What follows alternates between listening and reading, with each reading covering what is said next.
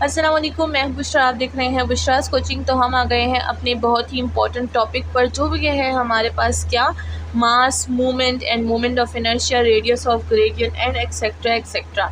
ये काफ़ी ज़्यादा इंपॉर्टेंट पॉइंट्स हैं, हमेशा आते हैं ये वाले क्वेश्चंस, तो आप इनको बिल्कुल भी मिस ना कीजिएगा, ठीक है। तो ये एग्ज़ाम में हमेशा आता है, या फिर शॉर्ट में, लॉन्ग में, एमसीक्यूज़ में, ये तीनों सेक्शन में ही इंपॉर्टेंट है।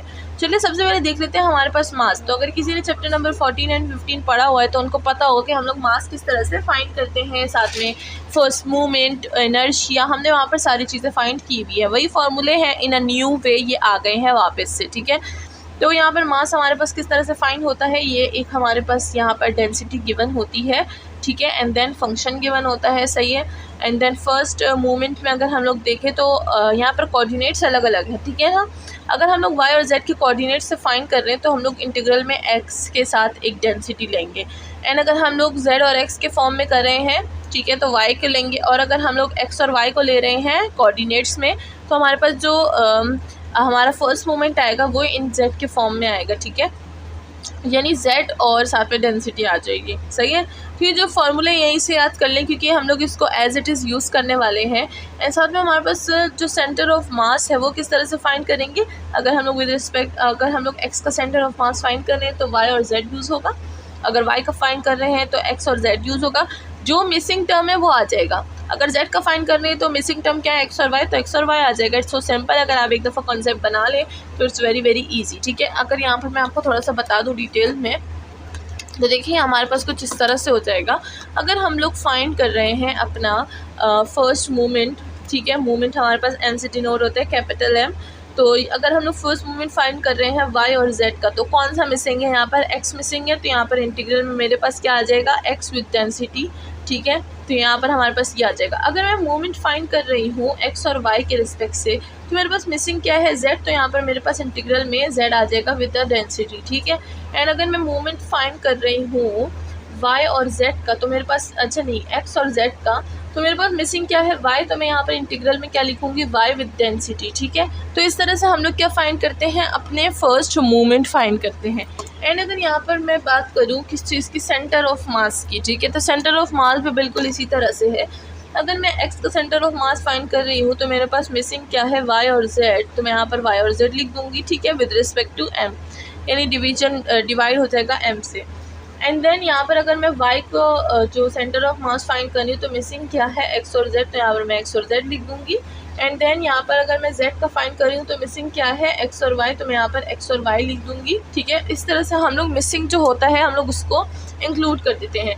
पहले हमने क्या पढ़ा था, अगर हम लोग x का फाइंड करते थे तो हम लोग क्या करते थे, हम लोग m ऑफ y करते थे, अगर y करते तो हम लोग x करते थे, क्योंकि और तो कोई मिसिंग था ही नहीं ना, हम लोग को तो उधर 2 वेरिएबल्स में कर रहे थे। अब यहाँ पर 3 वेरिएबल्स आ गए हैं, इसलिए यहाँ पर हमारे पास क्या आ जाएगा, z, और यहाँ पर आ जाएगा हमारे पास z, ठीक है। तो इस तरह से हम लोग ने बस कुछ चेंजेस किए हुए हैं, बाकी कॉन्सेप्ट वही है ना। अगर हम लोग अपने मूवमेंट ऑफ इनर्शिया की बात करें, तो अगर हम लोग आई ऑफ एक्स की बात करें, ठीक है, तो हमारे पास क्या आ जाएगा, movement of inertia y square plus ये हो जाएगा हमारे पास वर्ड जेड स्क्वायर, ठीक है। साथ में हमारे पास डेंसिटी आ जाएगी ना। अगर मैं फाइंड कर रही हूँ वाई का, तो मिसिंग क्या है हमारे पास, एक्स मिसिंग है, तो मैं यहाँ पर एक्स का स्क्वायर और जेड का स्क्वायर ले लूँगी, सही है, इंटीग्रल में। एंड साथ में अपनी जो डेंसिटी है वो ले लूँगी। और अगर मैं जेड के रिस्पेक्ट से फाइंड कर रही हूँ इनर्शिया, तो मेरे पास क्या मिसिंग है, एक्स और वाई, तो x square plus y square, and साथ में ऑफकोर्स डेंसिटी को बिल्कुल ना भूलिएगा, ठीक है। तो इसी तरह से हम लोग बाकी जो चीज़ें हैं वो भी फाइंड करेंगे। अगर हम लोग रेडियस ऑफ गायरेशन फाइंड करें, ठीक है, इन अबाउट अ लाइन, तो वो किस तरह से फाइंड करेंगे, वो होगा हमारे पास आर ऑफ एल, और यहाँ पर क्या होगा, ये होगा आई ऑफ एल बाय एम, ठीक है। तो ये हमारे पास कुछ इस तरह से फाइंड होगा। यहाँ पर भी वही चीज़ें हैं, बस हमने फॉर्मूले में चीज़ों को पुट करना है। तो चलिए स्टार्ट करते हैं विद आज की जो एग्जांपल है, एग्जांपल नंबर 3, जिसमें हम लोग फाइंड करेंगे mass, centre of mass, movement of inertia and gyration, ठीक है। चलिए स्टार्ट करते हैं। उससे पहले जल्दी से चैनल को सब्सक्राइब कर दें, क्योंकि यहाँ पर हम लोग मैथ का बहुत अच्छा कॉन्टेंट पढ़ते हैं।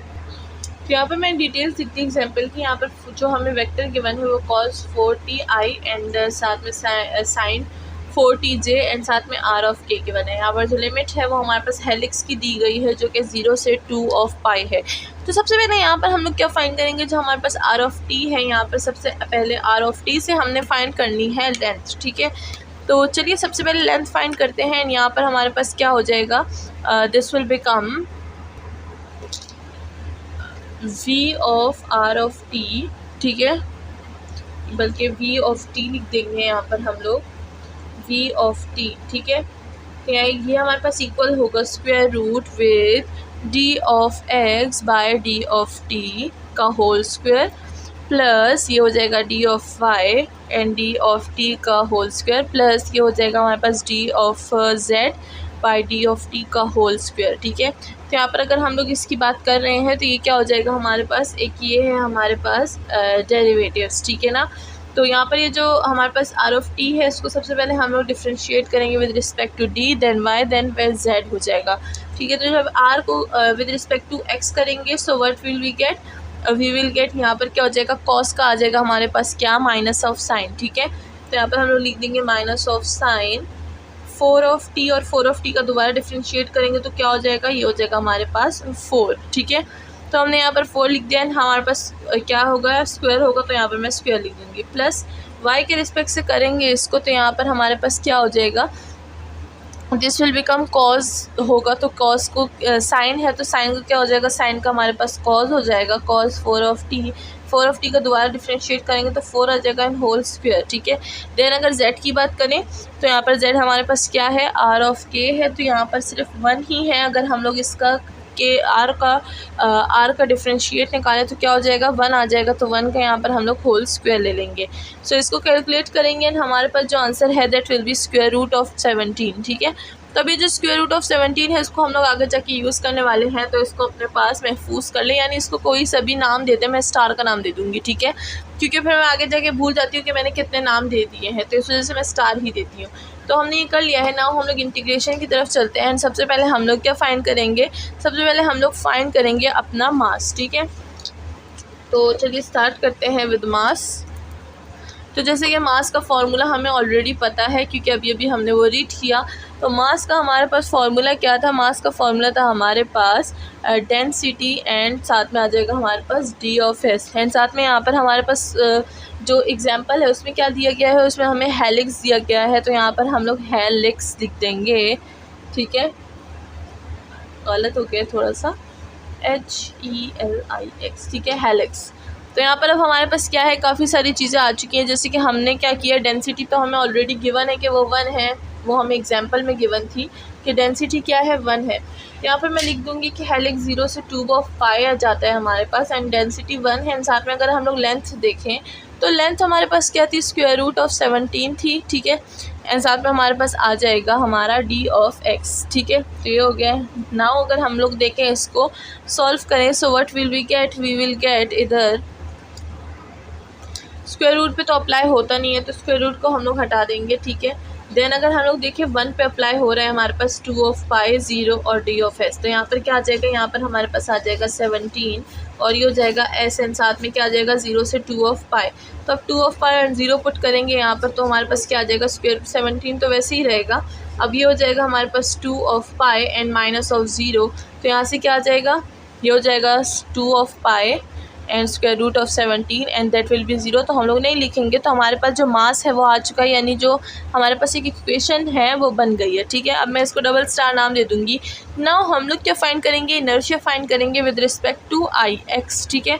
तो एक्स के रिस्पेक्ट से हम लोग क्या फाइंड करेंगे, इनर्शिया। क्यों, क्योंकि यहाँ पर हमारे पास जो है हमने मास फाइंड कर लिया ना। अगर हम लोग एक्स के रिस्पेक्ट से फाइंड करेंगे तो हम लोग फिर नीचे जो बाकी सारी चीज़ें हैं वो भी फाइंड कर सकते हैं, ठीक है। तो चलिए स्टार्ट करते हैं विद इनर्शिया। तो ये हो जाएगा हमारे पास इनर्शिया विद एक्स एक्सिस, बल्कि एक्स नहीं जेड एक्सिस, क्योंकि यहाँ पर हमें एग्जाम्पल में बताया गया है कि जेड एक्सिस है तो हम लोग जेड एक्सिस से अपना इनर्शिया फाइंड करेंगे। एंड मैंने आपको बताया था लास्ट टाइम कि जब भी यहाँ पर हमारे पास कोई भी चीज़ मिसिंग होती है तो हम लोग उसी को इंटीग्रल में ले लेते हैं। अब जेड है तो एक्स और वाई मिसिंग है, यानी हमें x square plus y square लिखना है, ठीक है। साथ में डेंसिटी ऑफ कोर्स उसको नहीं भूल सकते एंड यहाँ पर लिमिट हमारे पास 0 से 2 ऑफ पाई हो जाएंगी क्योंकि हमारे पास हेलिक्स चल रहा है, ठीक है। नाउ यहाँ पर हम लोग क्या करेंगे, एक्स स्क्वायर और वाई स्क्वायर, एक्स की वैल्यू लिखेंगे, वाई की वैल्यू लिखेंगे, तो यहाँ पर हमारे पास x क्या है, 0 से पाई 2 पाई तो कंटिन्यू रहेगा। x क्या है, x है हमारे पास cos 4t, ठीक है। तो ये हो जाएगा स्क्वायर है तो मैं यहाँ पर लिख दूँगी cos स्क्वायर 4 ठीक है। देन ये हो जाएगा प्लस एंड ये क्या आएगा y हमारे पास क्या था, साइन था, तो मैं यहाँ पर लिख दूँगी साइन स्क्वायर 4 ठीक है। एंड साथ में हमारे पास आ जाएगा हमारा डेंसिटी जो कि हमारे पास 1 है, एंड साथ में जो लेंथ हमने फाइंड की थी स्क्वायर रूट ऑफ 17 वो आ जाएगा, एंड साथ में d(s) जो कि हमारे इंटीग्रल का साथ ही है वो तो कंटिन्यू ही रहेगा। ना हम लोग इसको सॉल्व करेंगे, so what will we get 0 से 2 ऑफ पाई, एंड हमें पता है कि ये दोनों हमारे पास किस चीज़ के इक्वल होते हैं, 1 के इक्वल होते हैं। तो हम लोग 17 को बाहर निकाल देंगे स्क्वायर रूट की, क्योंकि उस वजह से भी हमारे पास इंटीग्रल अप्लाई नहीं होता, ठीक है। तो स्क्वायर रूट हमारे पास आउट हो गया बाहर, एंड यहाँ पर देखें तो 1 है, 1 से फिर से s आ जाएगा, साथ में d(s) मतलब 1 है तो s आ जाएगा, सही है। यहाँ पर मैं लिख देती हूँ स्क्वायर रूट ऑफ 17, s आ जाएगा, लिमिट 0 से 2 ऑफ पाई है, ठीक है। तो यहाँ पर क्या हो जाएगा 17 एंड 2 ऑफ पाई आ जाएगा -0, तो बस वो ख़त्म। तो यहाँ पर हमारे पास जो मोमेंट ऑफ इनर्शिया है वो भी आ चुका है, इसको भी मैं एक नाम दे देती हूँ जैसे कि 3 ऑफ स्टार। ना हमें रेडियस ऑफ गाइरेशन फाइंड करना है, तो यहाँ पर हम लोग क्या करेंगे, अपने आई ऑफ जेड को यूज़ करेंगे, ठीक है। तो इसको आई ऑफ जेड को मैं यहाँ पर रहने देती हूँ एंड इसको हम लोग हटा देते हैं। इसको मैं यहाँ पर लिख देती हूँ कि क्या है, आई ऑफ जेड है, आई ऑफ जेड। तो गायरेशन का जो लास्ट टाइम मैंने आपको अभी जो फार्मूला था वो बता दिया था कि वो आई ऑफ क्या था, जेड बाई एम था। तो एम भी है हमारे पास, आई ऑफ जेड भी है, तो दोनों की वैल्यूज़ को पुट करके हम लोग अपना आंसर निकाल लेंगे, यानी रेडियस ऑफ गायरेशन निकाल लेंगे। तो अगर देखा जाए तो आई ऑफ जेड हमारे पास क्या है, 17 एंड 2 ऑफ पाई, 17 में हमारे पास स्क्वायर रूट है, एंड देन हमारे पास एम क्या है, एम हमारे पास 2 ऑफ पाई है, एंड साथ में हमारे पास स्क्वायर रूट ऑफ 17 है। तो दोनों कैंसिल, स्क्वायर रूट 1 एंड 1 का आंसर हमारे पास 1 आ गया, एंड ये हमारे पास क्या हो गया, गायरेशन हो गया। तो इसी के साथ हमारी जो आज की एग्जाम्पल है वो ख़त्म होती है, एंड मिलते हैं नेक्स्ट क्वेश्चन के साथ। अपना ख्याल रखिएगा, चैनल को लाइक, सब्सक्राइब और शेयर करना बिल्कुल ना भूलिएगा। Thank you so much.